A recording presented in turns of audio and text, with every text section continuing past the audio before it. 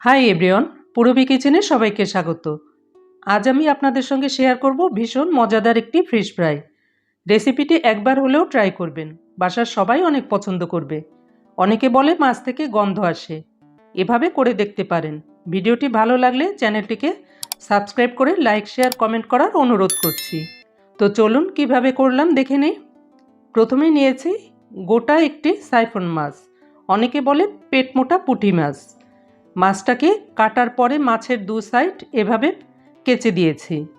এরপরে এই মাছের মধ্যে দিয়েছি পানি, ভিনেগার 2 টেবিল চামচ এবং লবণ 1 চা চামচ দিয়ে মিশিয়ে 10 মিনিটের জন্য ভিজিয়ে রেখে দেব। এতে করে মাছের যে একটা গন্ধ থাকে সেই গন্ধটা থাকবে না এবং রক্ত ময়লা সব পরিষ্কার হয়ে যাবে। 10 মিনিট পরে মাছটাকে ভালো করে ধুয়ে পানি ঝরিয়ে নিয়েছি। এখন এই মাছের সঙ্গে কিছু মশলা দিয়ে ম্যারিনেট করে রাখবো। তার জন্য নিয়েছি আদা রসুন বাটা 1 চা চামচ, আধা চা চামচ হলুদ গুঁড়ো, আধা চা চামচ লবণ, রঙের জন্য দিয়েছি আধা চা চামচ কাশ্মীরি লঙ্কার গুঁড়ো, আধা চা চামচের একটু কম মরিচের গুঁড়ো। ঝাল এবং লবণটা আপনাদের স্বাদ অনুযায়ী দিবেন। দিয়েছি আধা চা চামচ চাট মশলার গুঁড়ো, 1 চা চামচ টমেটো সস, সবশেষে দিয়েছি 1 টেবিল চামচ সরিষার তেল। এখন সব মশলাগুলি মিশিয়ে নেব। তারপর এই মশলাগুলো মাছের সঙ্গে মেখে নেব। কাটা জায়গার মধ্যেও, মাছের পেটের মধ্যে, মাছের মাথার মধ্যে আঙুল দিয়ে ভালো করে লাগিয়ে দেব। মাছটাকে ভালো করে ম্যারিনেট করে 30 মিনিটের জন্য বাইরেই রেখে দেব।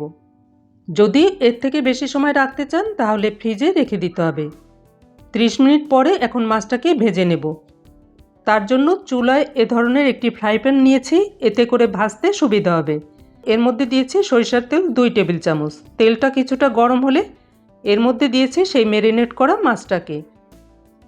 এই সময় চুলার জালটাকে কমিয়ে রাখতে হবে, তা না হলে উপরে কালার এসে যাবে এবং মাছের ভিতরে কাঁচা থেকে যাবে। এরপর 4-5 মিনিটের জন্য ঢেকে দিয়ে রান্না হতে দেব। 4-5 মিনিট পরে মাছটাকে উল্টিয়ে দেব। সাবধানতার সাথে 2টি চামচের সাহায্যে এভাবে উল্টিয়ে দেব, তা না হলে মাছটি ভেঙে যেতে পারে। এখন মাছের এই পাশটাকেও 4-5 মিনিটের মতো ঢেকে ভেজে নেব।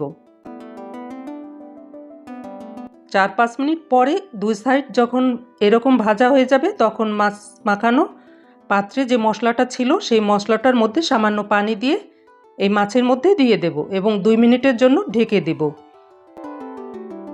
2 মিনিট পরে একইভাবে মাছটাকে আবারও উল্টিয়ে দেব এবং এই পাশটাকেও 2 মিনিটের মতো ভেজে নেব।